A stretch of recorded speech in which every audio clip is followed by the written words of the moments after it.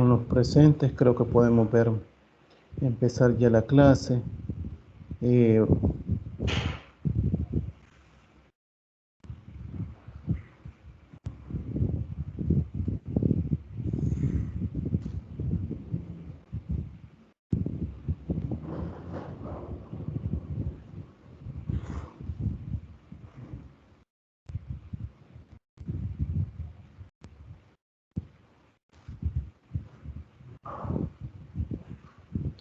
Buenos días a todos. Iniciamos la clase de este día, viernes 21 de enero del 2022, la clase de Leyes Procesales de Familia.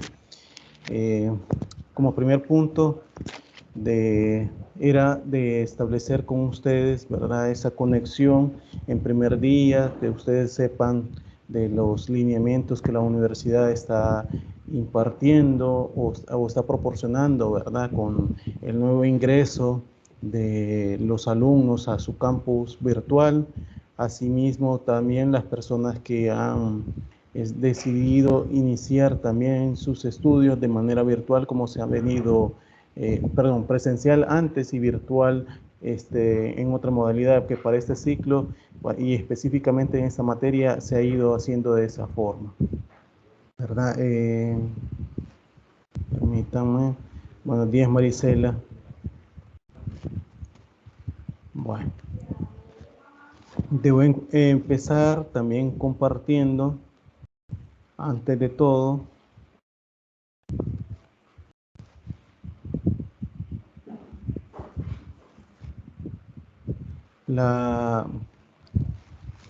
bueno, he hecho una diapositiva en lo que respecta a la materia de leyes procesales de familia. No sé, antes también debo de decirle la bienvenida a este nuevo ciclo por parte de ustedes, ¿verdad? La universidad se honra, pues, volverlos a tener, ¿verdad?, como estudiantes, ¿verdad?, que se están formando en un semestre como el que iniciamos, el ciclo 1 2022. Y sobre eso, pues, debo de darles la bienvenida a ustedes, ¿verdad? Con respecto a mi presentación como catedrático, debo decirles que bueno, en primer lugar, seré yo el catedrático que estaré, pues, impartiendo la clase. Mi nombre es Giovanni Alberto Villalobos Martínez. Logros académicos que pueda tener, en primer lugar, aparte del que les dije mi nombre, ¿verdad?, está mi correo electrónico. Mi correo electrónico institucional es giovanni.villalobos@mail.utec.edu.sb. En ese correo ustedes se pueden estar contactándose con mi persona por cualquier situación que ustedes puedan tener de la materia, ¿verdad? Estaría, pues, auxiliándolos a ustedes desde ese punto, desde esa herramienta que proporciona la universidad. Los logros académicos que yo he obtenido, pues, en primer lugar, pues, soy graduado de la maestría, ¿verdad?, en Derecho Penal Constitucional de la Universidad Centroamericana José Simeón Cañas, UCA. También tengo la maestría en Derecho y, pues, soy graduado como máster, ¿verdad?, en Derecho Familiar de la Universidad Evangélica de El Salvador. Asimismo, soy licenciado en Ciencias Jurídicas de la Universidad Centroamericana José Simeón Cañas, UCA. Además de eso, soy abogado y notario y juez segundo de familia de la Unión, Departamento de la Unión. Con esto de los logros que pretendo hacer para que ustedes puedan o sepan quién es la persona que les va a impartir la clase, ¿verdad? La formación que tengo yo como persona de esta... que tengo la formación que tengo como persona, pues, en los logros que he obtenido a raíz de toda mi trayectoria, ¿verdad? También con lo de la asignatura, y eso debo de decirlo antes, ¿verdad? La asignatura, pues, ustedes como lo pueden ver proyectado en ella, pues, esta asignatura trata de proporcionar a los estudiantes el conocimiento, ¿verdad?, jurídico, procesal, ese conocimiento jurídico procesal que ustedes deben de tener, pues, y que deben de llevarlo a la práctica, en lo necesario, ¿verdad? En lo básico, como dice ahí. También sobre el proceso de familia. El proceso de familia no solamente forma contenciosa, ¿verdad? Sino también diligencias de jurisdicción voluntarias, ¿verdad? Ustedes van a ver que dentro de los juzgados, dentro de los tribunales en general, sea de primera instancia o de segunda instancia, se están pues sustanciando procesos de familia que son contenciosos, diligencias de jurisdicción voluntarias que no son contenciosas, pero son peticiones mediante solicitud que se presentan ante los juzgados.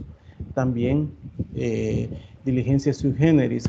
Cuando llamamos diligencias sui generis es que no tienen un trámite específico que se tiene que otorgar, pero pueden haber situaciones en las cuales ese trámite, porque no tienen trámite específico, se tiene que adecuar a uno.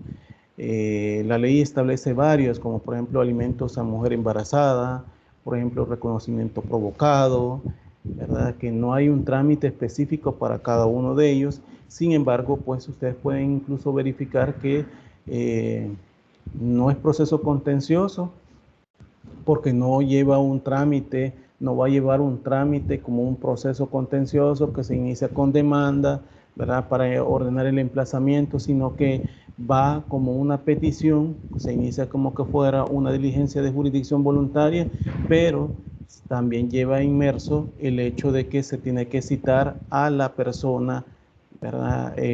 A quien se está peticionando. En el caso de alimento a mujer embarazada, pues obviamente al supuesto padre se tiene que citar, ¿verdad? Lo mismo en el reconocimiento provocado, ¿verdad? En ese reconocimiento provocado también se cita al padre.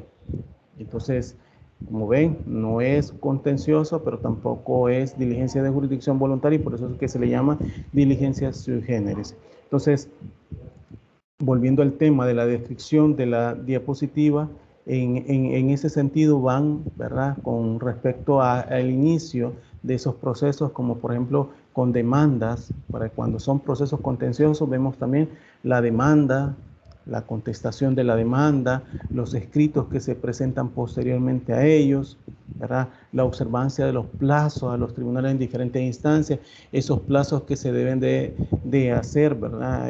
Por ejemplo, la ley procesal de familia habla de plazos para la admisión de una demanda, de una solicitud, que son 5 días de plazo para ello. Eso lo establece el artículo 95 de la ley procesal de familia, por ponerle un ejemplo, ¿verdad? También cuando se tiene que dar el informe psicológicos o psicosociales o psicoeducativo, ¿verdad? Etcétera, ¿verdad? Que lo hacen el equipo multidisciplinario adscrito al juzgado, también tienen un plazo de 10 días para presentarlo, etcétera. Por ponerles ejemplo, ¿verdad? También para los recursos, cuánto es el plazo para impugnarlo, vamos a ir viendo también eso.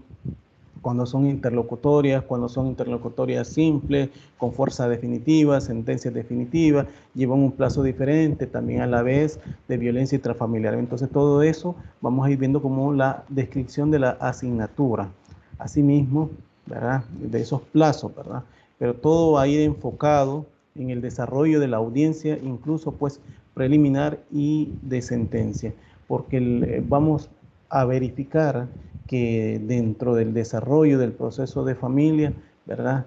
La introducción para que se inicie un proceso o diligencia de jurisdicción voluntaria o diligencia sui generis tiene que ver, ¿verdad? Por el principio dispositivo que las partes deben de promoverlo. Hay excepciones para el caso de algunas pretensiones que se pueden sustanciar de manera oficiosa. Cuando hablo de manera oficiosa, ustedes van a ir viendo, en la medida que vayamos estudiando, que hay pretensiones que puede incluso el juez, porque la ley así lo establece, el juez, el Procurador General de la República, el Fiscal General de la República, iniciar ese tipo de proceso. ¿Y cuáles podrían ser? ¿Verdad? Podrían ser pérdida de la autoridad parental, podrían ser suspensión de la autoridad parental, pueden ser nulidad de matrimonio, ¿verdad? Etcétera. Que pueden ustedes, bueno, como en la medida que vamos a ir hablando de ellas, ¿verdad? Entiendo yo que ustedes ya pasaron la materia de derecho de familia, que era lo sustantivo, y que eso que vieron ustedes en aquel momento lo vamos a traer acá, pero ya en un escenario procesal, ¿verdad? Verificando esa situación. Entonces, también tenemos que, del desarrollo del proceso de familia, ¿verdad? La audiencia preliminar, pues lleva un desarrollo específico, cómo hacer, ¿verdad? De la audiencia preliminar, también de la audiencia de sentencia, ¿verdad? Todo lleva una situación. Asimismo,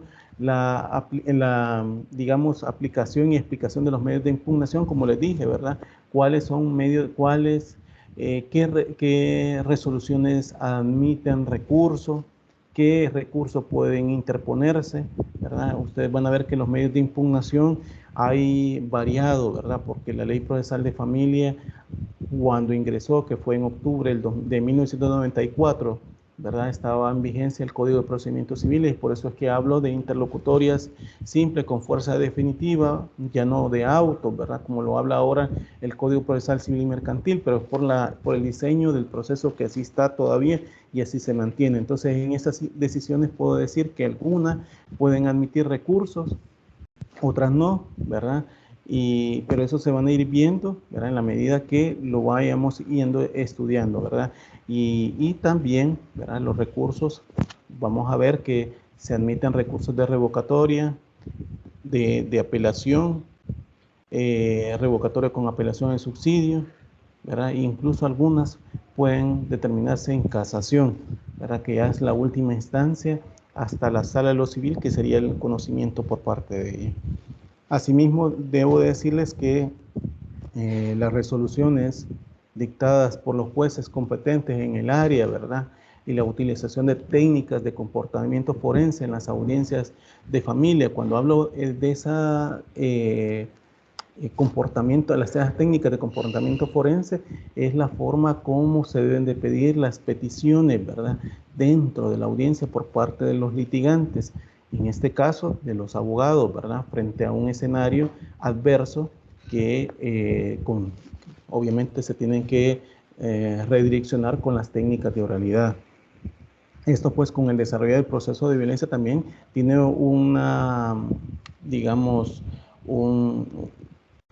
un híbrido, porque no puedo decir que cuando hablamos de procesos de violencia intrafamiliar se va a sustanciar tal cual aparece el trámite para el caso de los procesos de familia. ¿Por qué? Porque el proceso de violencia intrafamiliar también son esos procesos que no tienen un trámite específico, ¿verdad? Si bien existe la ley procesal la ley contra la violencia intrafamiliar, esta especifica que el trámite que se le debe dar a ese tipo de peticiones, en este caso serían denuncias, es de manera expedita, los plazos se acortan, se atempera todo el rigorismo de alguna manera de procesos que se le da a los procesos de familia, ¿verdad?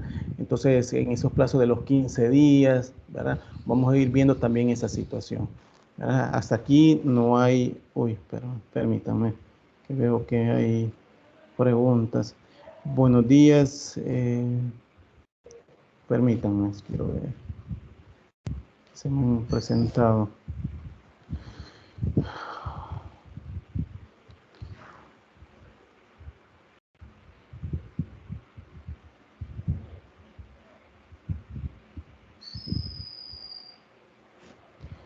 No sé si Arevalo Martínez Giancarlos ya logró entrar, porque yo ya lo agregué, pues, o al menos eso me parece. No sé si ha entrado a clase. Les mandé por ¿cómo que se llama? Por correo electrónico a todos ustedes para que puedan ingresar a la clase, ¿verdad? Entonces entiendo que todos han podido hacer en la medida que se puede, ¿verdad? Los escucho, han podido, no han tenido ningún problema ni hasta para inscribirse.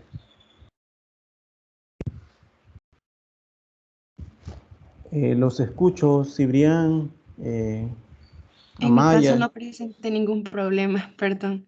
Ok. Ni para inscribirme ni para ingresar a la materia. Ok, muchas gracias.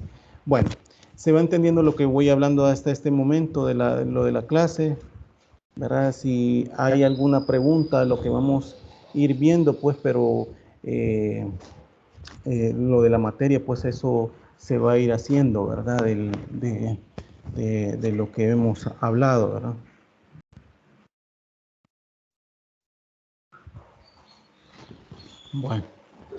Bueno, continuando con lo de la clase y con específicamente lo que les he puesto, ¿verdad? De la descripción técnica de la asignatura. Pues eso a grosso modo va a ser la descripción de la asignatura, de lo que vamos a ir viendo en este semestre, de lo que vamos a cumplir, de lo que vamos a establecer para con ello, ¿verdad? Eso digamos que van a ser como las formas que tenemos que hacer, y en esta descripción técnica de la, digamos, descripción de la asignatura también van a haber funciones clave, ¿verdad? Esta función clave que podemos decir es que debemos de tomar en cuenta que hay que ejercer libremente la profesión de abogado en todas las áreas del derecho, y aunque no podemos ser un todólogo en todas las áreas, ¿verdad? Porque en la medida que ustedes se van a ir formando, unos van a ser penalistas, otros van a ser familiaristas, otros van a ser civilistas, mercantilistas, ¿verdad? Pero hoy por hoy, o al menos la universidad, pues tiene que formarlos a ustedes o dar los debidos pincelazos para con respecto a, pues, a la formación, ¿verdad? Permítanme.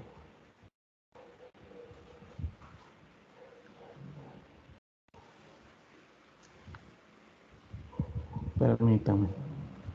Que en la medida que se me va haciendo de ustedes, tengo que irlos agregando. Bueno, volviendo a lo mismo, ¿verdad? Lo que estamos hablando pues obviamente en este caso, pues en los pincelazos se les va a dar como universidad, y esa sería como la función clave que se tiene que hacer, pues con respecto al proceso de familia. La unidad de competencia, pues obviamente es aplicar la legislación y las instituciones de derecho de familia en los procesos y en las etapas.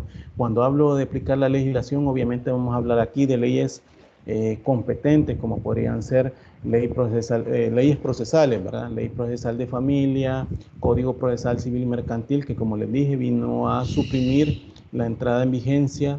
Bueno, con su entrada en vigencia vino a suprimir pues la vigencia del Código de Procedimientos Civiles, ¿verdad? Entonces sería Ley Procesal de Familia, Código Procesal Civil y Mercantil, ¿verdad? Vamos a ir viendo en la medida que se puede otras como la Ley contra la Violencia Intrafamiliar, ¿verdad?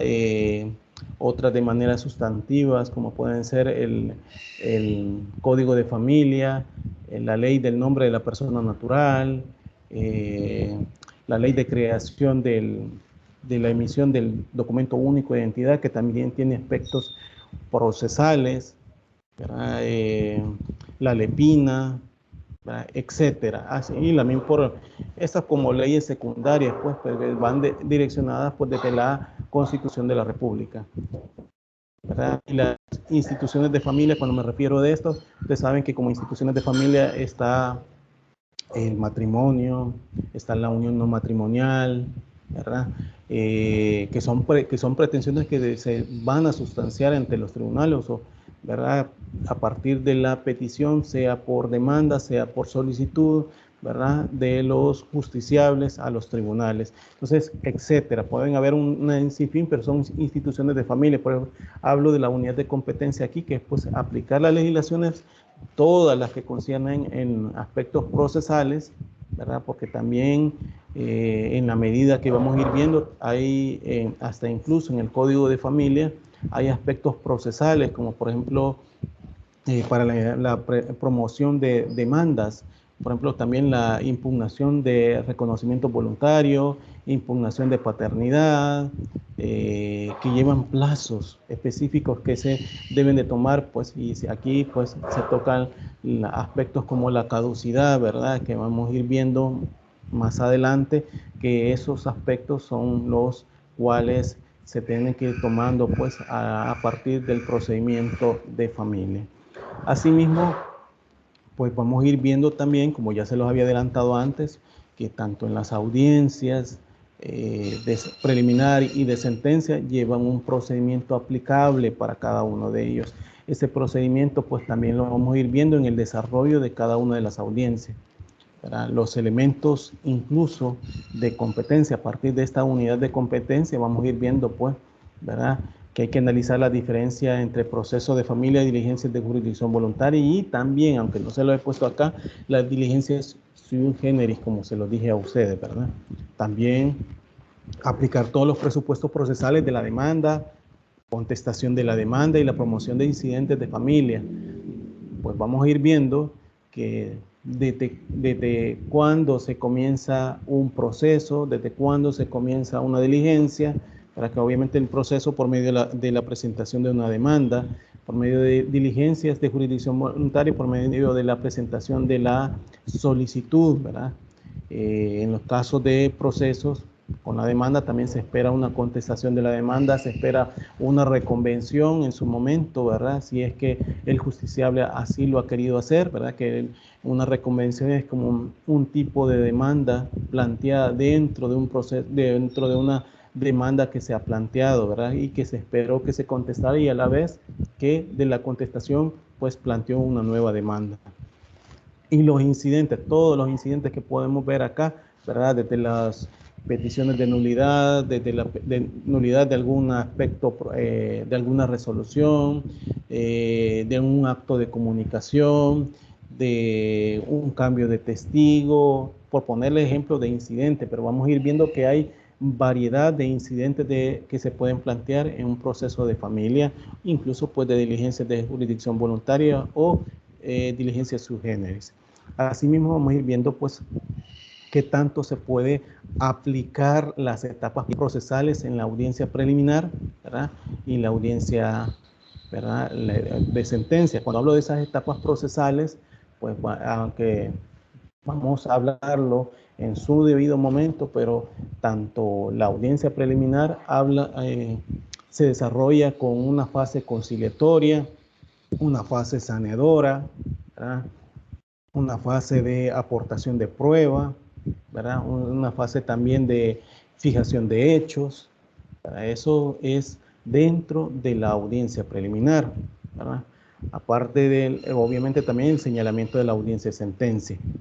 Dentro de la audiencia de sentencia vamos a ir viendo que también tiene fases y cuáles son dentro de ella, como por ejemplo dentro de la audiencia de sentencia tiene que pues plantearse, admitirse bueno, aunque ya fue admitida en la aportación de prueba, en la fase de aportación de prueba en la preliminar, en la de sentencia se debe de verificar, ¿verdad?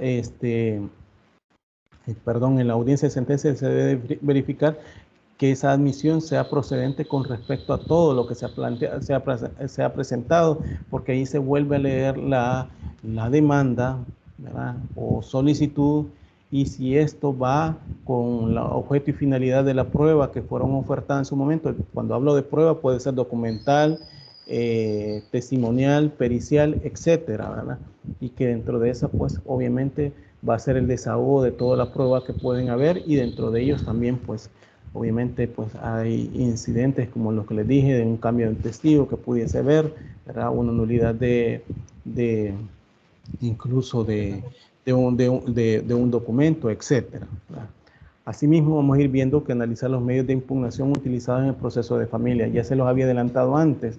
¿Cuáles son los medios de impugnación? Vamos a ir viendo pues que medios de impugnación están el de apelación, el de revocatoria, ¿verdad?, de casación. También está el de revocatoria con apelación en subsidio, ¿verdad? Lo vamos a ir viendo en su momento, en su debido momento. Asimismo, la aplicación de la legislación pertinente en el proceso de violencia intrafamiliar. Esa ley contra la violencia intrafamiliar que ahora ha sido un tanto digamos, derogada tácitamente con la vigencia, con la entrada en vigencia de leyes como por ejemplo la Lepina, ha sido la Lepina, ha sido la ley de adulto mayor, ha sido la ley, ¿verdad?, que han sido leyes que de alguna manera han venido a proteger a un grupo vulnerable, ¿verdad? Antes, cuando fue la creación de la ley contra la violencia intrafamiliar, esa ley fue creada con el fin que sea aplicada para toda la familia, ¿verdad? Cuando hablo de toda la familia, aquí podemos decir al hombre, a la mujer, o sea, padre, madre, hijo, hija, ¿verdad? Abuelo, abuela, niños, ¿verdad? Etcétera. Entonces era aplicable para todo el grupo de familia. Sin embargo, pues con la entrada en vigencia de la LEPINA, pues hay aspectos que ya no se deben de sustanciar en un proceso de violencia intrafamiliar, sino que ante sede de LEPINA, ¿verdad? O ante las juntas juntas de protección para lo de niñez y adolescencia. En el caso, pues, de adultos mayores, si bien es cierto, en ese caso hay una ley, pues, pero todavía se puede sustanciar, ¿verdad? Por medio del mecanismo de violencia intrafamiliar, no así para el caso de mujeres, que ya ustedes ya saben que hay una ley que se llama ley o ley especial de violencia para la mujer, ¿verdad? Y discriminación para las mujeres, que esa ley fue creada con la protección tanto de mujeres como también niñas, ¿verdad? Entonces, ahí vamos a ir viendo esa aplicación de la legislación pertinente en el proceso de violencia intrafamiliar. Asimismo, el aporte que se pretende de alguna manera dar con esta cátedra al estudiante, pues, y como se lo pongo aquí en la diapositiva, es que son, en primer lugar, pues los principios procesales. Vamos a ir viendo que esos principios procesales que se establecen a partir del artículo 3 de la ley de la ley procesal de familia, ¿verdad? Que se van a ir desarrollando de alguna manera o permeando en los procesos de familia. Eso obviamente se va a ir viendo su desarrollo, el significado y el alcance de ellos en todo el proceso y diligencias de familias que aparecen regulados, como les dije, en el artículo 3 de la ley procesal de familia, que eso obviamente son los cimientos sobre los que se está construida, ¿verdad? La estructura procesal que se diseña en la ley. También vamos a ir viendo los sujetos procesales, que estos sujetos procesales es en consonancia con los principios del proceso. Obviamente que desarrolla la idea del perfil y funciones que tiene el proceso. Estos, cuando hablo de sujetos procesales, pues obviamente esto es el juez o jueza de familia, las partes materiales y técnicas. Cuando hablamos partes materiales, hablamos de todos los justiciables, ¿verdad? Que solicitan, pues, su pretensión o promueven su pretensión por medio de sus abogados, y ellos son las partes materiales y las partes técnicas son sus abogados, ¿verdad? Entonces, por eso pongo las partes materiales y técnicas, así como el procurador de familia adscrito a los juzgados de familia, que en este caso, pues, cuando hablamos de un procurador de familia adscrito, así como lo establece el artículo 19 y 20 de la Ley Procesal de Familia, es el primer garante, ¿verdad? Y en representación del o la señora procurador o procuradora general de la República, ¿verdad? Para verificar el trámite de los procesos de familia, procesos y o diligencias de familia que se tramitan, ¿verdad? Que también él o ella puede promover procesos, pueden promover incidentes, pueden promover medios de impugnación. Lo vamos a ir viendo en la medida que pase lo de la cátedra, ¿verdad? Ahora bien, el análisis de las funciones del juez también había que verse, ¿verdad? Por las personas destinadas por ley a ser el director del proceso y o diligencia. Cuando hablo el director del proceso de los procesos es porque el juez tiene que direccionar, ¿verdad? Y así lo establece la misma ley en esos artículos, tanto el 3 como el 7 de la Ley Procesal de Familia, que el juez debe direccionar de la forma correcta el proceso y o diligencia para que esta misma no sea entorpecida en su trámite, ¿verdad? Y entonces, y obviamente, pues, que sea canalizada las peticiones que se le dé el trámite, las peticiones del trámite correcto que pueden haber. Entonces, es por eso que, pues, se debe de verificar, ¿verdad? Que el juez tiene esa, pues, obviamente, esa dirección, pues por eso se le dice que es un director o directora de un proceso de diligencia, ¿verdad? Que se puede dar, pues, si es el encargado de dar el trámite que legalmente corresponda con la finalidad, obviamente, de potenciar el cumplimiento de los derechos de los justiciables. Cuando, pues sí, les digo, potenciar es ese mismo hecho de que sean direccionadas las peticiones de una manera correcta, ¿verdad? la figura, aunque ya le había dicho antes, ¿verdad? La figura del procurador de familia adscrito y las funciones que la misma ley le da a él, pues, a él o a ella, ¿verdad? Que obviamente puede tener una dualidad, puede tener que un garante de fiscalización de las distintas fases o etapas del proceso, ¿verdad? Como un papel protagónico que pueda tener, pero también, ¿verdad?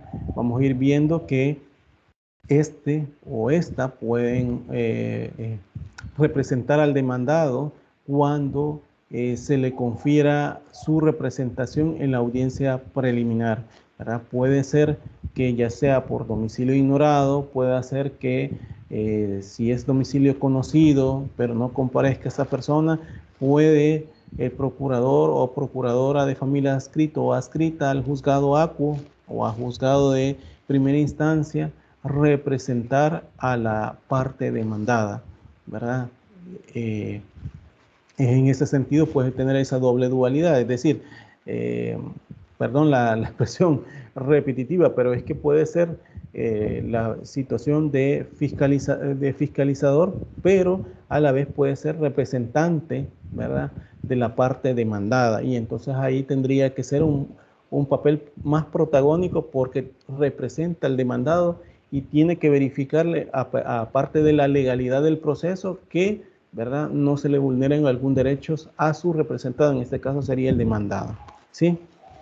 Debo decir también que vamos a verificar también el análisis detallado de todos los actos procesales desde la demanda hasta el dictado de la sentencia. Esto implica ver una demanda, esto implica una contestación de demanda, esto implica ver un incidente, esto implica ver un acto de comunicación, si se realizó de la forma correcta, la fase incluso de la ejecución, si esa sentencia se ejecuta de manera correcta a partir de las decisiones tomadas por el juez en la sentencia, etc. Entonces eso sería como la aportación de esta cátedra al estudiante para que verifique, tome en cuenta del procedimiento aplicado al proceso o diligencia de familia.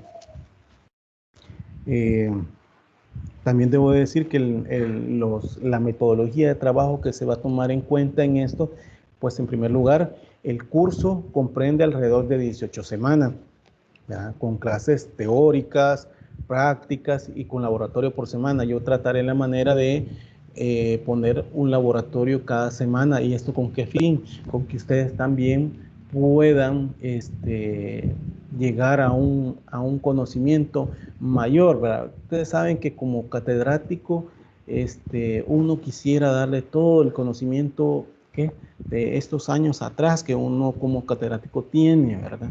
Pero sin embargo es difícil que se pueda dar porque el tiempo es oro en la universidad, pues, o sea, es decir, se pasa tan rápido que es difícil aprovecharlo. Pues, bueno, es difícil ocupar todos esos conocimientos, meterlos ahí, ¿verdad? Y sin embargo, pues, voy a tratar la manera que esto del laboratorio sea para que ustedes, pues, les queden el mayor conocimiento de los temas que yo les he impartido. Entonces, esa metodología de trabajo será, por eso, como digo, con clases teóricas, prácticas y con laboratorios por semana. Asimismo, debo decirles que debemos de emprender, ¿verdad? Y esto pues haciendo pues que el estudiante se involucre en un proceso de enseñanza y aprendizaje, pues obviamente pues eso se da siempre y cuando a través de la investigación de las bibliografías citadas. ¿Cuáles bibliografías citadas? Las que yo les voy a poner al final, donde he tomado, ¿verdad?, de libros y que también la misma universidad pues cita, ¿verdad?, para efectos de que se puedan tomar, ¿verdad?, todo lo pertinente al desarrollo de esta cátedra. Entonces, aquí vamos a ir viendo pues, obviamente, ver esas bibliografías, y esto pues en la medida que pueda o exista la posibilidad de hacer un trabajo de campo relacionada, pues obviamente a garantizar la optimización de las consultas, ¿verdad? También, obviamente, debo de decir que vamos a hacer grupos, y estos grupos van a ser discusiones en grupos de trabajo, donde obviamente el estudiante impondrá lo investigado y ofrecerá criterios personales, ¿verdad? Obviamente como a partir de esos trabajos que yo les vaya dejando a ustedes y de la investigación que ustedes hagan, espero yo que ustedes me expresen criterios personales que puedan ser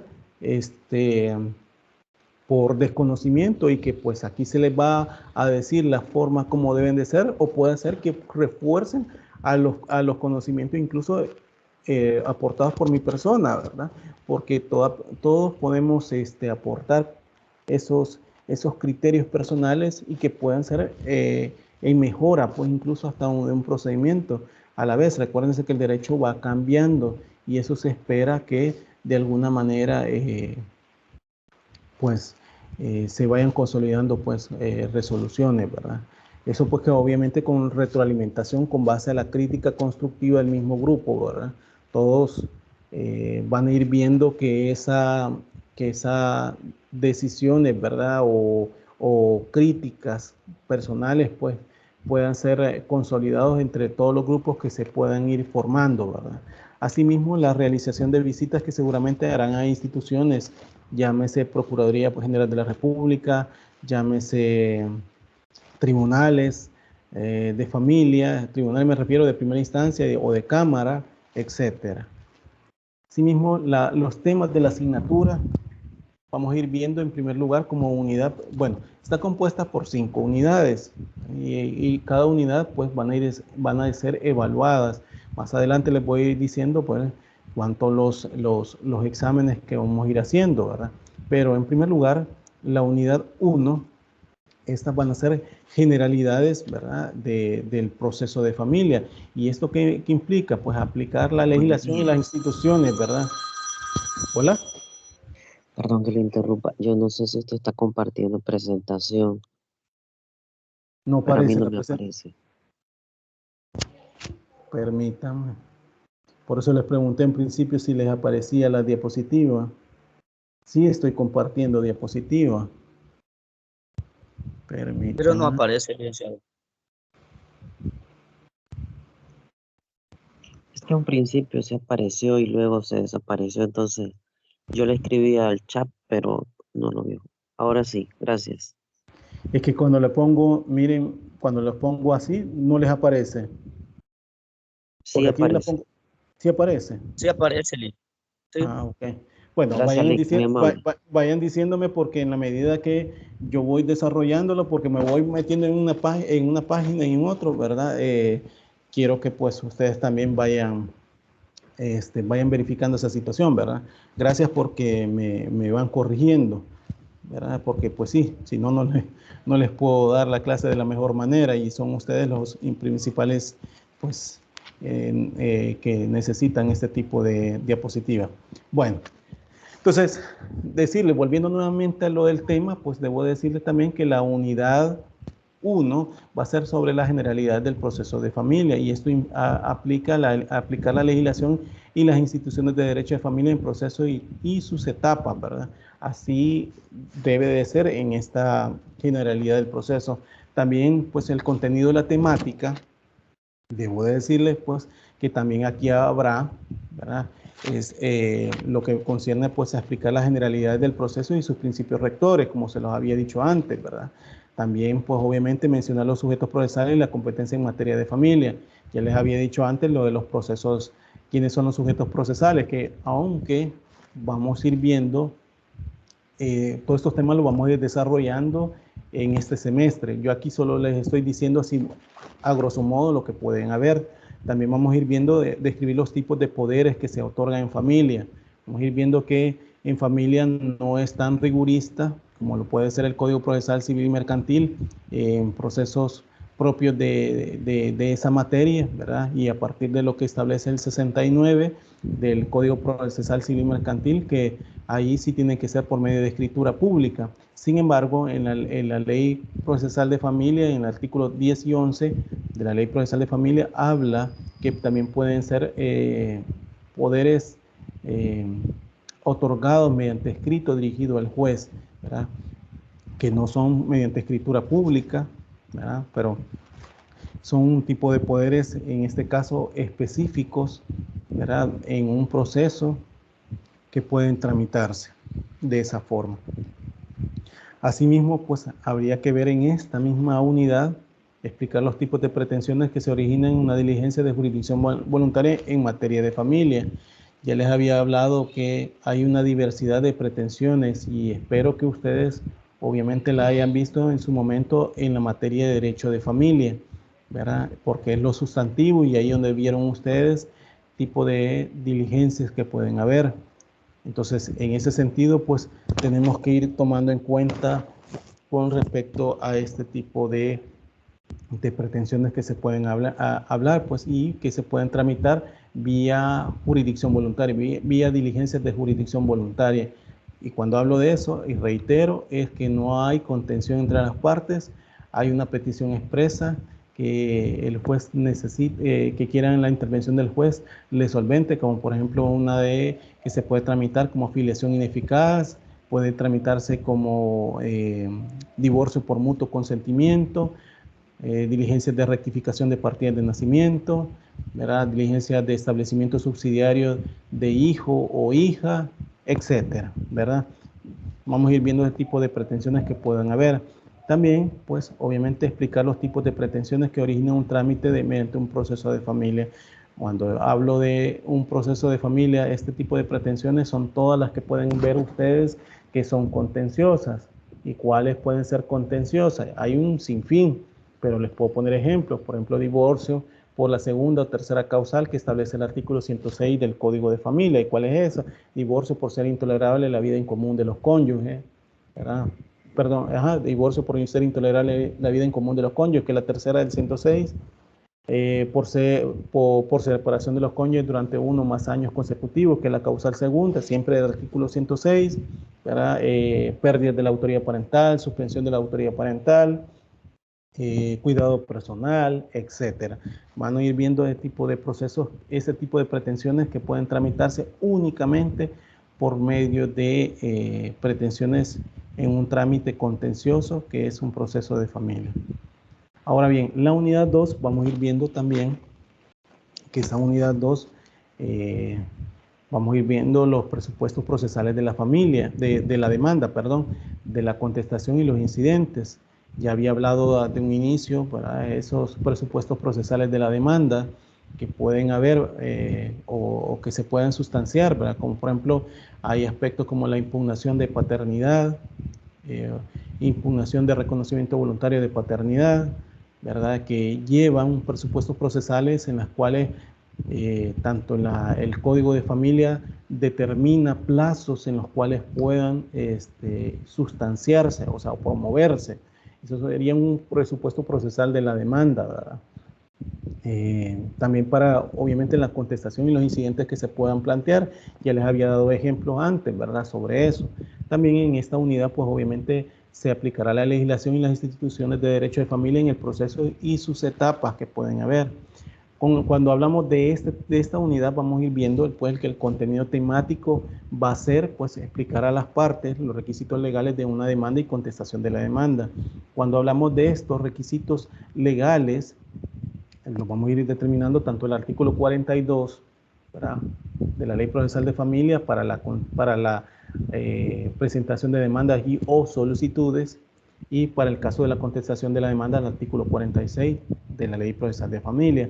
Ahí vamos a ver esos requisitos que deben de tomar o que se deben de establecer para identificar. Y claro, que de esos mismos artículos que les menciono, pues vamos a ir viendo, ¿verdad?, que hay otras leyes que pueden irse sumándose a esa, ¿verdad?, y que tienen carácter sustantivo, como ya les dije. También el Código de Familia lo determina, también la Ley de Creación del Documento Único de Identidad, también la Ley del Nombre, etcétera, ¿verdad?, para esas situaciones, ¿verdad?, que pueden haber. También, pues, identificar los plazos procesales necesarios para presentar escritos, contestación de demandas de un proceso de familia. Vamos a ir viendo también que hay plazos definidos, determinados para poderlo presentar, porque si imaginémonos que se presenta una demanda, una solicitud y no reúne los requisitos determinados en el artículo 42 de la Ley Procesal de Familia, estas pueden ser prevenidas por el juez, ¿verdad?, con prevenciones así determinantes y bien elaboradas, ¿verdad?, para el entendimiento del justiciable, ¿verdad?, por medio de su abogado, y que las pueden ser subsanadas. Y esto pues obviamente tiene un plazo para ser subsanada, y generalmente la ley establece en el artículo 96 de la Ley Procesal de Familia que son 3 días perentorios que se deben de hacer y que se deben de presentar, ¿verdad? Por ponerles un ejemplo, ¿verdad? Porque también la contestación de la demanda en el artículo 97 establece que son 15 días para contestar la demanda que tiene que establecer por parte del demandado, ¿verdad? Ahora bien, también debo de establecer que en el caso pues de este tipo de procesos, pues vamos a ir viendo los plazos que son tan determinantes y que pueden variar de una u otra forma, porque si nos vamos a la ley contra la violencia transfamiliar, esa ley, como les dije en principio, es atempera todo el requisito, todos los plazos y procedimientos que la misma ley procesal de familia determina. Cuando hablo de tempera es que disminuye ese rigor en los procesos y obviamente, ¿verdad?, los plazos van a ser más reducidos, más expeditos, más cortos. Pues, por ejemplo, la ley contra la violencia transfamiliar habla de que en 3 días tiene que ver, después de recibida la denuncia, la audiencia preliminar, y después entre la audiencia preliminar y la audiencia de sentencia, ahí, bueno, en la audiencia preliminar, contestar la denuncia, porque le da la posibilidad en eso, o sea, estamos hablando 3 días que puede contestar esa denuncia, y de manera oral en la audiencia preliminar, y entre la audiencia preliminar y la audiencia pública, porque allá se habla audiencia pública, no de sentencia, en la ley contra la violencia intrafamiliar, son 10 días para la aportación de prueba. Entonces, ahí vamos a ir viendo en esto que establece tanto el artículo 9 como el 29 de la ley contra la violencia intrafamiliar, pero es ahí donde vamos a ir viendo los plazos que se deben determinar. Asimismo, pues, también vamos a tocar pues que hay que explicar los efectos legales de distintas formas del emplazamiento. Cuando hablo de distintas formas de emplazamiento, pues obviamente el emplazamiento debemos de entender que es de manera personal, ¿verdad? O sea, que se entrega a la persona que ha sido demandado, pero pueden haber supuestos en los cuales esta persona no puede recibirla o necesita de la representación de sus padres, de la representación por ejemplo, no propios de ellos, pues, o sea, por ejemplo, en el caso de un niño, niña o adolescente, te necesita de sus padres para hacer esa representación. Entonces, obviamente se emplaza a estos niños, niñas por medio de sus representantes. ¿Cuáles son? Lo que determina el artículo 23 del Código de Familia, que puede ser sus padres, que pueden ser el Procurador General de la República, ¿verdad?, que tiene su representación legal. Entonces, en ese sentido, el emplazamiento tiene que ser por ese medio, tiene que direccionarse por ese medio, ¿verdad? O también, si es por medio de abogado, porque así lo permite el Código Procesal Civil y Mercantil, ¿verdad?, por medio de apoderado, también se puede hacer, etcétera. Lo vamos a ir viendo en su momento, este tipo de formas que se pueden entablar, ¿no?, o digamos, que se pueden diligenciar el emplazamiento. Asimismo, vamos a ir viendo, pues, o explicar las medidas cautelares o protección, porque aquí cuando hablamos medidas cautelares es una especie, ¿verdad? Es como la generalidad de medidas cautelares, pero las medidas de protección son una especie de estas medidas cautelares. Entonces, aquí vamos a ir viendo también que las medidas cautelares aplicables al proceso de familia que se puedan dar, pero también las medidas de protección se dan en la ley contra la violencia intrafamiliar, ¿verdad? Ley también se da. Entonces, vamos a explicar esas medidas cautelares, cómo es que se da en el caso de los procesos de familia. Asimismo, vamos a ir viendo, pues, explicar las formas de presentación de incidentes, su momento procesal y quién debe de resolverlo. Es decir, vamos a ir especificando que allá por el 57-58 de la Ley Procesal de Familia habla de que los incidentes hasta la audiencia preliminar pueden ser planteados. Sin embargo, van a haber supuestos en los cuales sea necesario plantearlos en la de sentencia, pero eso lo vamos a ir viendo también en ese momento y quién hay que resolverlo, ¿verdad? Porque incidentes, hay incidentes de recusación, de impedimento, de incidentes de apelación, incidentes de nulidad, etcétera. Hay una diversidad, entonces habríamos que hablar en ese debido momento quienes tienen que, pues obviamente cómo presentarlos, su momento procesal para hacerlo y quién debe de resolverlo. Asimismo, explicar cómo se redacta una demanda o en todo caso solicitud, ¿verdad? Cuando hablo de esto, de explicar cómo se redacta una demanda, vamos a ir viendo el desarrollo que establece un híbrido de leyes, ¿verdad? Pero vamos a entender que es a partir del 42 de la Ley Procesal de Familia que vamos a ir viendo esa redacción de demanda y o solicitud o en todo caso denuncia para que sea planteada en sede en los tribunales de familia. Hasta aquí se entiende lo que voy explicando con respecto a estas unidades, ¿verdad? De lo que vamos a ir hablando. Estoy hablando así bien general porque obviamente no en este momento no es que se trata de que les voy dando la clase, sino que para que ustedes verifiquen, ¿verdad?, cómo va a ser el desarrollo de este ciclo de la materia de leyes procesales de familia. ¿Sí? ¿Se entiende hasta este momento? Sí, todo claro. Ok, muchas gracias. Bueno, entonces, también en el caso de la unidad 3, también vamos a ir viendo la unidad preliminar, la audiencia preliminar y la de sentencia. Pues obviamente esto siempre y cuando pues se aplica la legislación y las instituciones de derecho en procesos y sus etapas, ¿verdad? Esto obviamente vamos a ir viendo el contenido temático, como van a hacerlas. Ya les había explicado antes, ¿verdad? Explicar las etapas de la audiencia preliminar, cuál van a ser esas, la fase sanadora, la fase conciliatoria, fijación de hechos, solución de excepciones, etcétera, que se establecen dentro de la audiencia preliminar.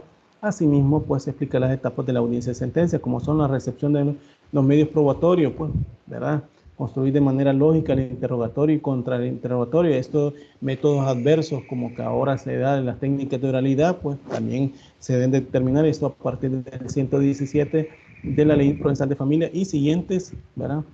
Así como lo que se determina en el Código Procesal Civil y Mercantil a partir de ello, ¿verdad? De manera temperada, porque todo lo que haya, recuérdense que la aplicación es supletoria, no hay manera de aplicación directa del Código Procesal Civil y Mercantil y es solo para aspectos que no se contengan por parte de la Ley Procesal de Familia. Entonces ahí vamos a ir viendo esa construcción de manera lógica de los alegatos en las diligencias de jurisdicción voluntaria y en los procesos de familia y obviamente explicar el fallo y la sentencia cómo se deben de desarrollar. En la unidad 4 vamos a ir viendo los recursos. Esos recursos que pueden haber, pues que se aplica la legislación y las instituciones del derecho de familia en procesos y sus etapas, que esto obviamente en el contenido temático, ¿verdad? Que va a haber. También hay que explicar el concepto de recursos en materia de familia, esos medios de impugnación, cuál se debe poner, la forma de interponerse esos medios de impugnación, ¿verdad? Y explicar todos los tipos de medios de impugnación, procedencia, clases, como por ejemplo, ya les había hablado, el de revocatoria, de apelación, la apelación en subsidio, incluso hasta casación, ¿verdad? Y explicar el trámite que da después a los recursos y las resoluciones que pueden haber. Eso en la unidad número 4, vamos a ir viendo eso. Ya en la quinta unidad vamos a ir meternos solo en temas sobre la violencia intrafamiliar. Esto pues aplicar pues obviamente la legislación y las instituciones de derecho de familia en el proceso y sus etapas, pero también explicar, ¿verdad?, los tipos de violencia intrafamiliar y la competencia en razón de la materia y el territorio que pueden haber. También explicar las formas de inicio de un proceso de violencia intrafamiliar, explicar el alcance jurídico de una sentencia de violencia y explicar los medios de impugnación a una sentencia de violencia. Ahora bien, esto pues de los temas de la asignatura. Ahora bien, las evaluaciones y calendarios de las asignaturas. Hay 5 parciales que se deben hacer según el programa de la materia. Y yo los he puesto que van a ser, como nosotros vamos a tener clases día lunes y día viernes, siempre de 6:30 a 8 de la mañana. Entonces, ahí vamos a ver que van a haber días que van a hacer exámenes y en esos días de examen, pues vamos a ir verificando que bueno, al menos yo he puesto acá que se realizarán los días, por ejemplo, el primer parcial va a ser el viernes 18 de febrero del 2022, ¿verdad? Todo de 2022. El segundo parcial va a ser el 18 de marzo. El tercer parcial va a ser el 22 de abril. El cuarto parcial será el 20 de mayo. Y el quinto parcial se realizará el viernes 10 de junio. Ese sería ya el último, digamos,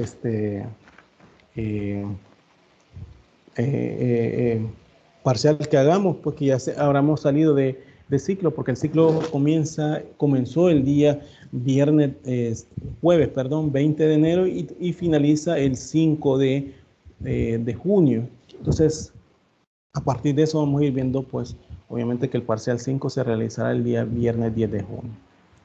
Ahora bien, sobre las entregas de tareas, esa fecha de entrega, en las semanas que se realice el parcial, no habrá prórroga en su obligación de entregar en su debido tiempo esas entregas de tareas, ¿verdad?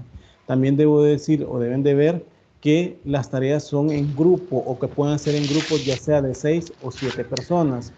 ¿Por qué digo esto? Porque ustedes...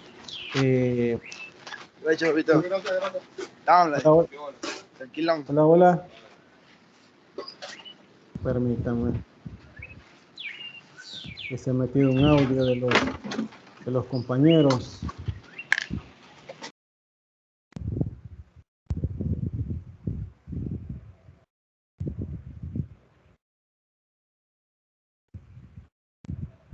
Hola.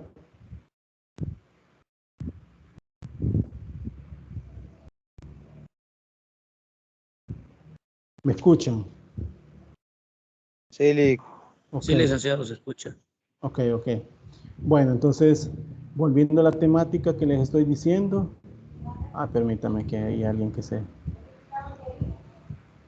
está metiendo.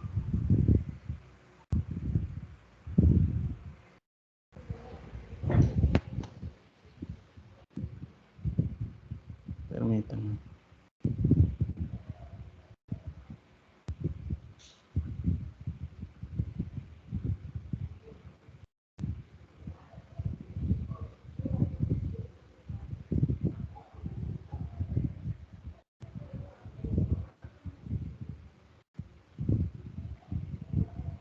Bueno, entonces les seguía hablando que esa entrega de tareas, logran ver la diapositiva. no, que eso le quería comentar, que otra vez no está visible. No sé por qué razón se me quita la diapositiva. Permítame.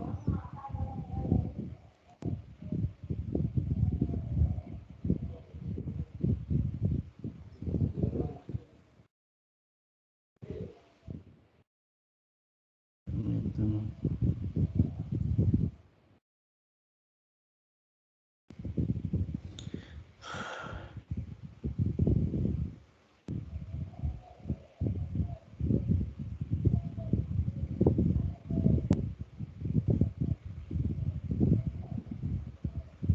Bueno, en lo que se arregla esto, pues antes de que el tiempo, les solo decirles, ¿verdad? Antes de todo, porque no sé por qué razón no me parece la diapositiva. Bueno, solo decirles, ¿verdad? Que como un grupo numeroso, ustedes, ¿verdad? Que es a partir de ese grupo numeroso que tengo, que son alrededor de casi 80 personas, ¿verdad? He decidido hacer una grupos de trabajo de 6 o 7 personas, indistintamente como se pueda hacer, pero a partir de eso, debo de decirles que ese grupo de personas, de 6 o 7 personas, ¿verdad? Van a tener que entregar su examen sus tareas sin prórroga, incluso en la semana de realizar el parcial. Las carátulas tienen que estar siempre bien identificadas. Esto implica, pues, obviamente, los nombres de los estudiantes, el número de grupo, ¿verdad? El número de tarea y la fecha de entrega. Y esto, pues, que se deberá entregar una presentación en formato PTTX, que eso quiere decir, pues, obviamente, ya sea, pues, en lo que concierne de las diapositivas, ¿verdad? Y la tarea en formato PDF, en un solo archivo comprimido.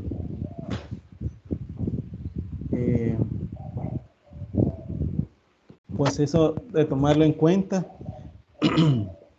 que hay que entregarlo. Eso es para la entrega de tareas, ¿verdad?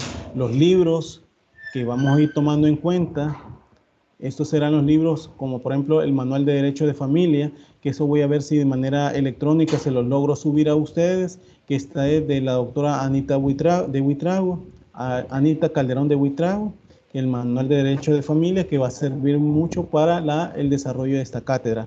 También el Manual de Derecho Procesal de Familia, que es de Camacho, que aunque ese no lo tengo de manera virtual, pues, pero puede ser para el caso de ustedes que pudiesen agregarse, ¿verdad?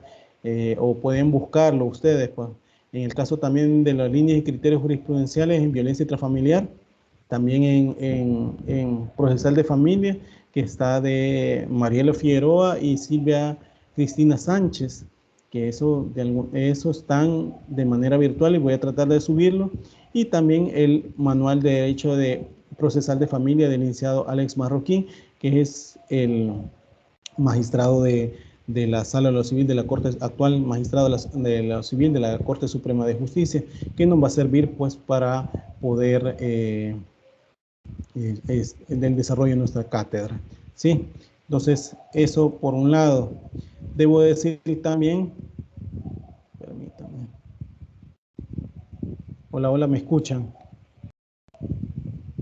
Hola. Sí, le escuchamos, Lee.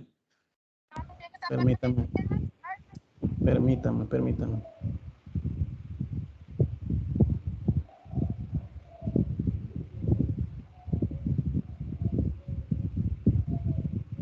Ahí está. Perdonen que este voladito. Sí, levantó la mano, quiero ver. Carlos Paz había levantado la mano. Iba a hacer una pregunta, Carlos. Sí, dígame.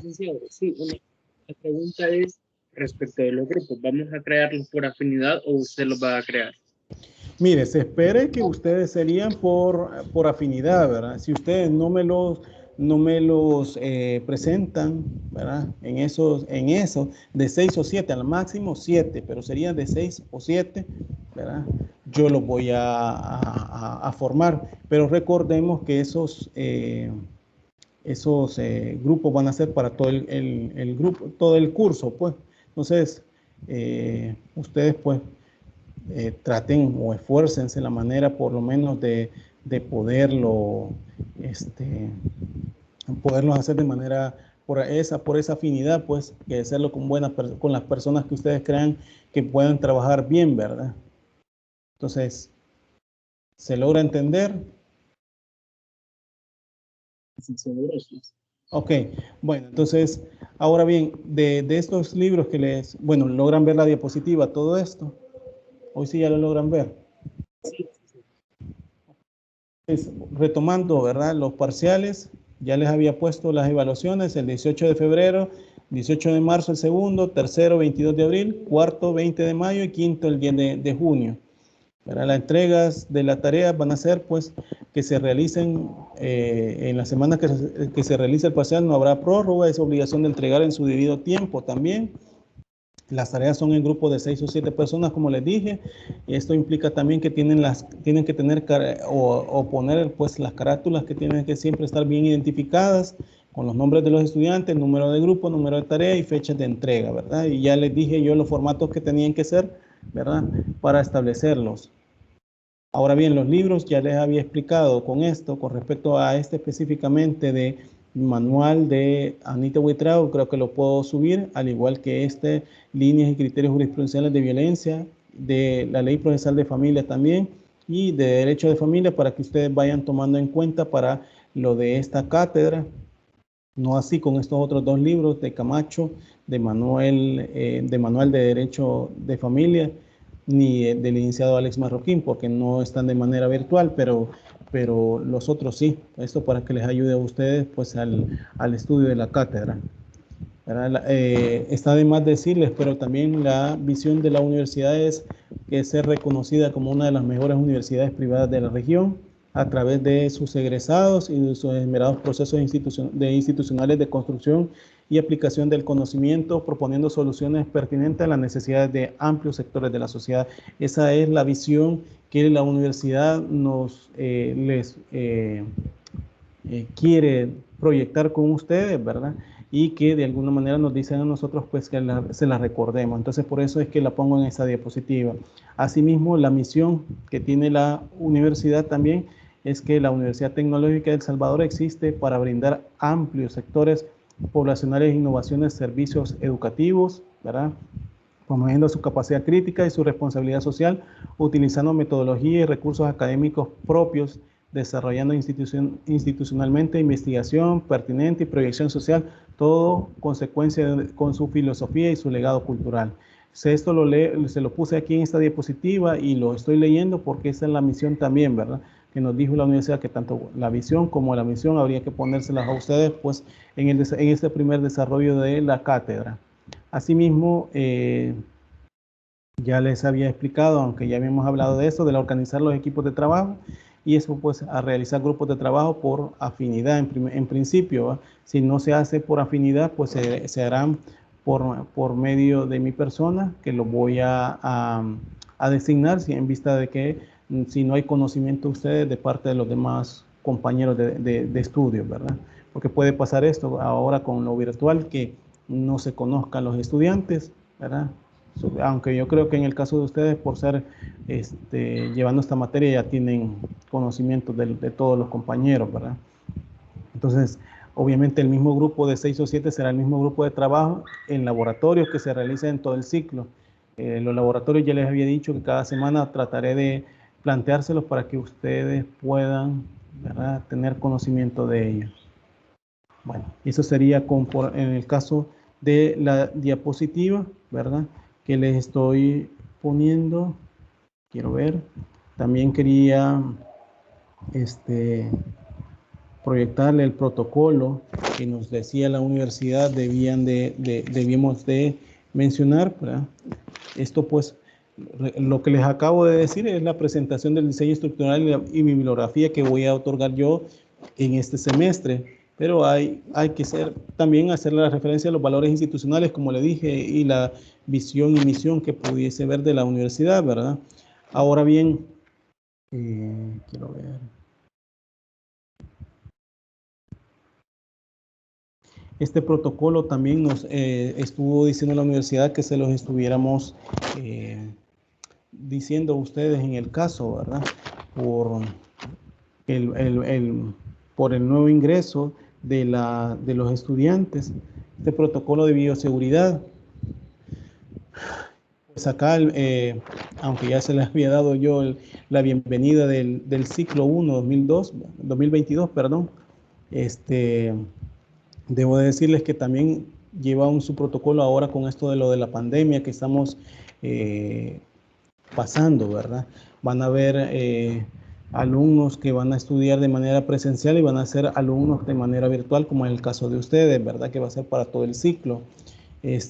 Aunque si bien es cierto, la universidad espera en sus instalaciones a ustedes como alumnos, ¿verdad?, en esa emoción, como dice, ¿verdad?, de que vuelvan nuevamente ustedes a las aulas, pero para algunos, con lo de la pandemia nos hace que algunos alumnos no lo hagan, uno por temor, otro y un temor fundado, ¿verdad?, a partir de lo de la pandemia, y otro pues porque quisieran pues o tienen algunas limitantes para estudiar de manera virtual. Entonces, para esto pues necesariamente hay que seguir, ¿verdad?, un debido protocolo, ¿verdad?, a partir de lo de la pandemia.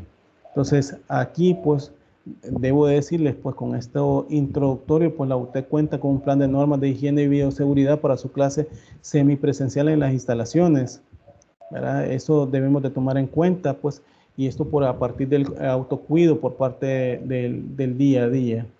Esta, pues, es obviamente el campus, ¿verdad?, de la universidad que se establece las normas de bioseguridad y convivencia dentro de las aulas, aunque esto me dijeron a mí que debo de decírselo a ustedes. ¿Por qué? Porque de convivencia son necesarias, pues, que se deben de determinar a partir de ese ingreso a las aulas, ¿verdad?, de lo que se pueden haber, ¿verdad? Eso, pues, obviamente Debemos de establecer la recomendación, la desinfectación, ¿verdad? Obviamente todos usar el cubreboca, ¿verdad? Entonces debemos de tomar en cuenta eso, los saludos que deben de establecer, los mensajes de movilidad en el MUPIS del campo, ¿verdad? La guía de movilidad en el campo, los edificios que los cuales están, ¿verdad? Los accesos a los edificios, a dónde van a estar, ¿verdad? Las entradas, las salidas, así como también, ¿verdad? Bueno, de todos los campos de la movilidad del campo, ¿verdad? Que deben de establecer, ¿verdad? Eso se recuerda también que la movilidad dentro de los edificios, el traslado a sus clases y que obviamente debe haber lugares de entrada y lugares de salida, ¿verdad? Debemos de ser, debemos de decir insistentemente que el distanciamiento social debemos de tomarlo siempre, ¿verdad? Marcar en esos marcadores de piso que puedan entrar a la entrada de las aulas, en los espacios comunes, como por ejemplo cafeterías, centros de copiado, bibliotecas, colecturía y librería, ¿verdad? Y también la capacidad de alguna manera de las máximas de aulas y espacios comunes como baños, centros de copiado, bibliotecas y librerías que pueden haber, ¿verdad? Esa capacidad que puede establecerse. Entonces, ustedes deben de tomarlo en cuenta a partir de esta clase, primera clase que tenemos, que se debe de tomar en cuenta por parte de ustedes como alumnos. También utilizar los bebederos automáticos para tu seguridad y los tradicionales se encuentran fuera de uso, ¿verdad? Entonces, eso, ¿verdad? Tomarlo en cuenta. También el alcohol gel que en los pasillos, en áreas comunes que hay también, que esto pues para la toma de temperatura, que es obligatorio para ingreso de campus, ¿verdad? De los salones. También los depósitos de desechos bioinfecciosos en los basureros rojos que pueden hacer, como pueden ser las mascarillas, ¿verdad? También el distanciamiento en el áreas comunes. Logran ver esta diapositiva que le estoy poniendo, ¿verdad? Sí, licenciado Samir. Sí, Vaya, también, ok, gracias. También este distanciamiento en las áreas comunes que pueden haber y el deseo de ingerir alimentos puede hacerlo en la cafetería o en estos lugares, evitar común en las aulas y pasillos, ¿verdad? Esto con el fin, pues, obviamente, de que se evite un contagio masivo, ¿verdad? Del COVID-19 que estamos viviendo, pues, como pandemia. ¿Verdad? Las normas a seguir también. Debemos de tomar en cuenta pues el ingreso a las aulas, ¿verdad? La toma de temperatura, como se los dije antes, mantener puesta la mascarilla en todo momento, el distanciamiento social, la desinfectación con frecuencia en manos y artículos con un desinfectante a base de alcohol, evitar intercambiar cualquier objeto con sus compañeros, cubrirse la boca y nariz al toser o estornudar, ¿verdad? Evitar tocarse los ojos, la nariz y la boca y solicitar atención médica llamando al 123 en el caso pues, que se tenga necesidad de hacerlo. Las recomendaciones que pueden haber, pues, no ingresar alimentos y bebidas al campo. Esto con el fin que también, pues, obviamente, tenemos que estarnos quitando el cubreboca y estar tocando lugares que pudiesen estar infectados con este virus, ¿verdad? Asimismo, pues para ampliar la información, ¿verdad? Todo esto está en las redes sociales de la universidad, como son Facebook, Twitter, Instagram e incluso el YouTube, ¿verdad? Y eso sería como que digamos que las cosas que la universidad estaría estableciendo a partir de de toda la seguridad que pueda tener, ¿verdad? No sé si hay algunas preguntas en este caso para evacuarlas, pues a partir de lo que he hablado esta mañana.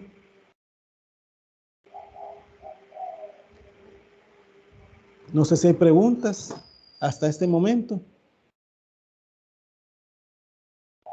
¿Me están escuchando? No, sí se escucha, Sí, licenciado, de mi escucha. parte sin preguntas. Ok. Todo bien. Bueno, debo decirle Buenos que días, Lee. tanto, buenos días, debo decirle que tanto Sí, en el caso, sí, dígame. mi pregunta es, ¿hasta cuándo tenemos para hacer los equipos de trabajo y dónde se le estaría enviando? ¿A su correo o cómo sería el método? Sería bueno que me lo manden al correo, César, ¿verdad? Sí, porque es el correo que les he compartido, ¿verdad? Y que nos vamos a estar en comunicación. Bueno, yo voy a estar en comunicación con ustedes y viceversa, ¿va? Entonces sería bueno que si usted tiene el grupo, pues me lo mande ahí, ¿verdad? Y así, y esto sea para todo aquí la clase, ¿verdad? ¿Se entiende?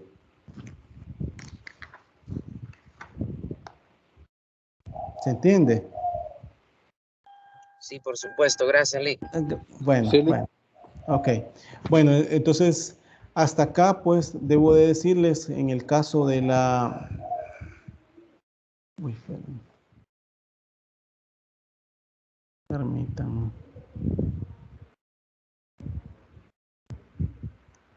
Hasta acá es lo que concierne la materia, ¿va? De lo que les he hablado, ¿verdad? Debo de decirles también que tanto en el caso de las materias tanto presenciales como en línea, él está presente, ¿verdad? Cuando se establezca o se conecte, según sea el caso, para recibir sus clases en el horario asignado. Eso, ¿verdad? En el caso de ustedes, como por ejemplo en nuestro caso, valga la redundancia, va a ser de manera virtual. Tenemos de hacerlo en las clases que deben de estar acá, ¿verdad? Todos conectados, porque yo voy a estar informándole a la universidad de quienes se conectan. Si bien pueden ustedes ver la clase posteriormente porque van a ser grabadas, pero ustedes tienen que estar en la clase, o ese es el compromiso, ¿verdad? Que deben de estar en ella, ¿verdad? Debemos de recordar que todas las aulas estarán a disposición con contenido de la materia, tanto en la materia presencial como en línea, ¿verdad? Eso así va a ser, ¿verdad? Y en el caso de línea, pues van a estar pues en la plataforma de Moodle, que es en la plataforma de aula virtual de la universidad, que ahí van a estar, y aquí ahí voy a tratar la manera de subir el material que vamos a estar ocupando para todo este semestre, ¿verdad? De más está decirle, ¿verdad? Pero es necesario repetir lo que los estudiantes podrán hacer su parcial ordinario siempre, ¿verdad? Porque eso es así. Y esto sea pues siempre y cuando pues estén solventes, salvo algunas excepciones que puedan hacer, ¿verdad? Pero van a hacer ese examen ordinario, o a menos que lo difieran, hacerlo diferido, pero en los tiempos que yo les he dado tienen que ser los exámenes, ¿verdad? En el caso de los estudiantes que solicitan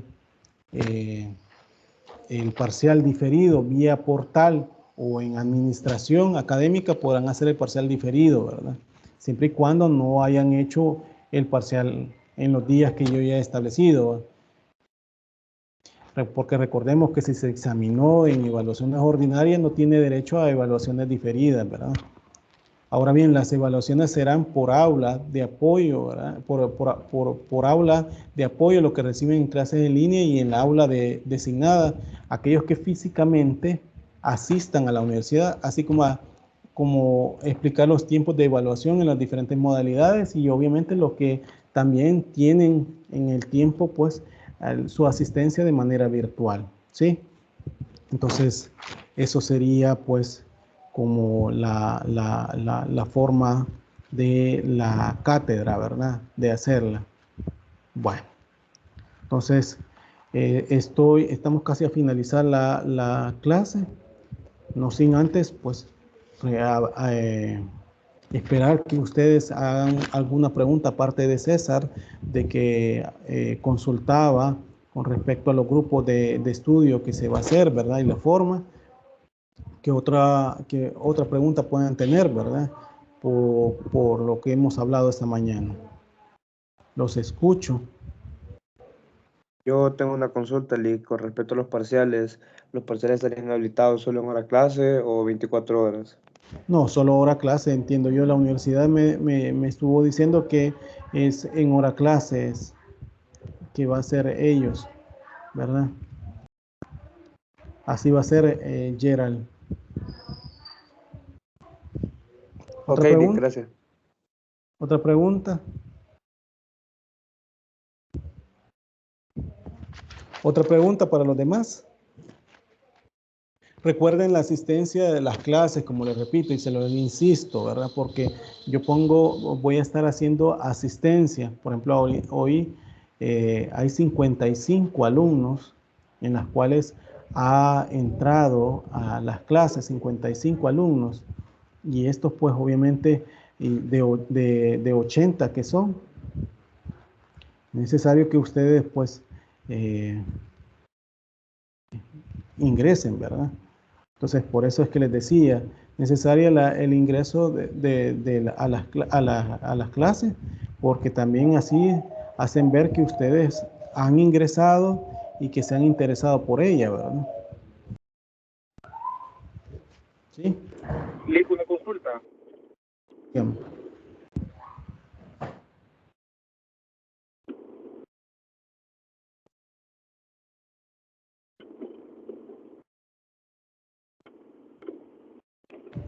Aló. ¿Le estoy escuchando? Sí, Lick, una consulta con las personas que trabajamos. Yo, por ejemplo, 10 minutos antes de la hora me salgo de la clase para poder irme a mi trabajo. No sé si hay algún problema con esto. Al final, yo lo que hago es escuchar la grabación de los últimos 10 minutos, pero por el tema de la asistencia. Sí, es Selvin, ¿verdad? Con ese caso, es que mire, la asistencia implica que ustedes estén acá, ¿verdad? Si por lo menos un tiempo pronuncial, ¿verdad? Estamos hablando que es hora y media de la clase. Esa hora y media ustedes tienen que estar, ¿verdad? Si no, si hay alguna causa, como por ejemplo usted de trabajo que tiene que desconectarse 10 minutos antes, es válido, pero yo voy a tomar en cuenta eso, si en verdad sí pasa, ¿verdad? Entonces, porque voy a pasar esa asistencia, esto para no perjudicarlos a ustedes, ¿sí? ¿Se comprende, Selvin? Ok, Lick. Ok. Comprendido, Lick. Gracias. Ok. Bueno, entonces, si no hay preguntas, pues me quedo hasta acá. Nos vemos el día lunes. Iniciamos con las unidades que ya habíamos hablado y pues me mandan los grupos de trabajo que en máximo 7 personas a mi correo electrónico, ¿verdad? Institucional que les proporcioné. ¿Sí? Hola. Perfecto, Lick, muchas gracias. Ok, cuídense entonces, que Gracias, pasen Lick. un feliz día. Bueno, pues adiós. Gracias, Igualmente. Lick. Bueno, pues adiós.